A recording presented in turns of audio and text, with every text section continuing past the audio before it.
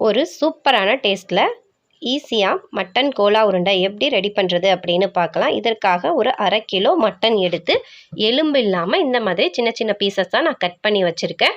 இதில் கொஞ்சமாக மஞ்சத்தூள், நமக்கு எவ்வளோ காரம் வேணுமோ அந்த அளவுக்கு மிளகாய்த்தூள் சேர்த்துக்கலாம். நான் வந்து ஒரு 1.5 ஸ்பூன் சேர்த்துருக்கேன். எல்லாத்தையும் நல்லா மிக்ஸ் பண்ணிவிட்டு இந்த மாதிரி மிக்ஸி ஜாரில் சேர்த்துக்கலாம். நம்ம கடையில் கொத்துக்கறியாக வாங்கி கூட இதை நம்ம ரெடி பண்ணி எடுத்துக்கலாம்.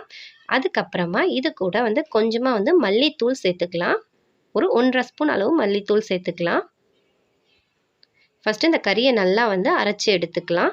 அதுக்கப்புறமா இதுக்கு தேவையான பொருட்கள் என்னென்ன அப்படின்னு பார்க்கலாம். கசகசா வந்து ஒரு 1.5 ஸ்பூன் எடுத்து வச்சுருக்கேன். மிளகும் ஜீரகமும் வந்து ஒரு 2 ஸ்பூன் எடுத்து வச்சுருக்கேன்.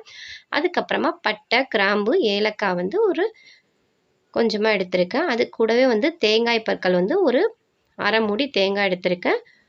ஒரு 20 சின்ன வெங்காயம், ஒரு 6-7 பல் பூண்டு, ஒரு 3 பச்சை மிளகாய் காரத்துக்கு தகுந்தாற் போல் எடுத்திருக்கேன். இப்போ நம்ம அரைச்சி வச்சிருக்க கறியில் நம்ம கசகசாவை சேர்த்துக்கலாம்.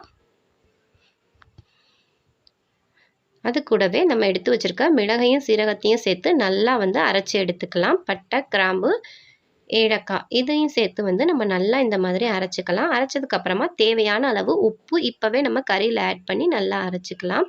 அது நல்லா அரைச்சதுக்கப்புறமா பூண்டு, வெங்காயம், பச்சை மிளகாய் இதையும் சேர்த்து நல்லா வந்து நம்ம அரைச்சி எடுத்துக்கலாம். இது கூட வந்து இஞ்சி பூண்டு பேஸ்ட்டும் வந்து நம்ம சேர்த்து அரைச்சிக்கலாம். இப்போ எல்லாம் அரைச்சதுக்கப்புறமா நம்ம எடுத்து வச்சுருக்க தேங்காவையும் இது கூட சேர்த்துக்கலாம். தேங்காவையும் சேர்த்து இந்த மாதிரி நல்லா நம்ம அரைச்சிக்கலாம். இப்போ பாருங்கள், நல்லா வந்து அரைச்சி எடுத்தாச்சு.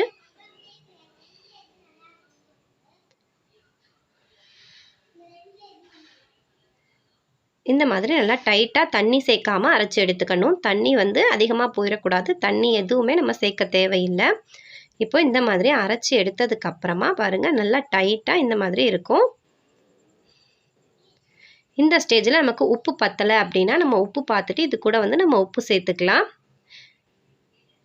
இதுக்கப்புறமா நம்ம இதை வந்து உருண்டை பிடிக்க ஆரம்பிச்சிடலாம். கையில் கொஞ்சமாக வந்துட்டு எண்ணெய் தடவிட்டு இந்த மாதிரி உருண்டைகள் சிறு சிறு உருண்டைகளாக வந்து நம்ம உருட்டி எடுத்துக்கலாம். நம்ம தண்ணி சேர்க்காம கரெக்டாக அரைச்சிருந்தோன்னா இந்த மாதிரி சூப்பராக பர்ஃபெக்டாக வந்து நமக்கு உருண்டை வந்துடும். கரெக்டாக வந்து இந்த மாதிரி சிறு சிறு உருண்டைகளாக வந்து நம்ம உருட்டி எடுத்துக்கலாம். கையில் வந்து கொஞ்சமாக ஆயில் அப்ளை பண்ணிக்கிட்டோன்னா நமக்கு ஒட்டாமல் சூப்பரான கோலா உருண்டை வந்து கிடச்சிடும். ரொம்ப பெருசாக போடாமல் மீடியம் சைஸில் இந்த மாதிரி நம்ம எல்லாத்தையுமே உருட்டி எடுத்துக்கலாம். இந்த மசாலா சேர்த்து 1 டைம் செஞ்சு பாருங்கள். ரொம்ப ரொம்ப டேஸ்ட்டாக சூப்பராக வந்து இருக்கும். அதுக்கப்புறமா இதை வந்து நம்ம ஆயிலில் போட்டு ஃப்ரை பண்ண ஆரம்பிச்சிடலாம். நமக்கு தேவையான அளவு வந்து ஆயில் சேர்த்துக்கலாம். சேர்த்துட்டு நம்ம ஆயில் நல்லா சூடானதுக்கப்புறமா எடுத்து வச்சுருக்க கோலா உருண்டைகள் எல்லாத்தையும் சேர்த்துட்டு இந்த மாதிரி நம்ம சிம்மில் வச்சு பொரிச்சு எடுத்துக்கலாம். ஒரு 2 பக்கமும் நம்ம நல்லா வெந்து எடுக்க ஒரு 7 நிமிஷம் விட்டோன்னா ரொம்ப சூப்பராக வந்துடும். பாருங்கள், கொஞ்சம் கூட ஒட்டலை. ஒரு பக்கம் வந்து திருப்பியாச்சு. கொஞ்சம் கூட ஒட்டாமல் சூப்பராக வந்து நமக்கு திருப்பி போட்டாச்சு. இதே மாதிரி 2 பக்கமும் நல்லா வந்து வேக விட்டு எடுத்துட்டோன்னா இந்த மாதிரி லைட் ப்ரௌன் வரும்போதே நம்ம வந்து எடுத்துடணும். ரொம்ப வந்து கருக வேக விட்டுறக்கூடாது.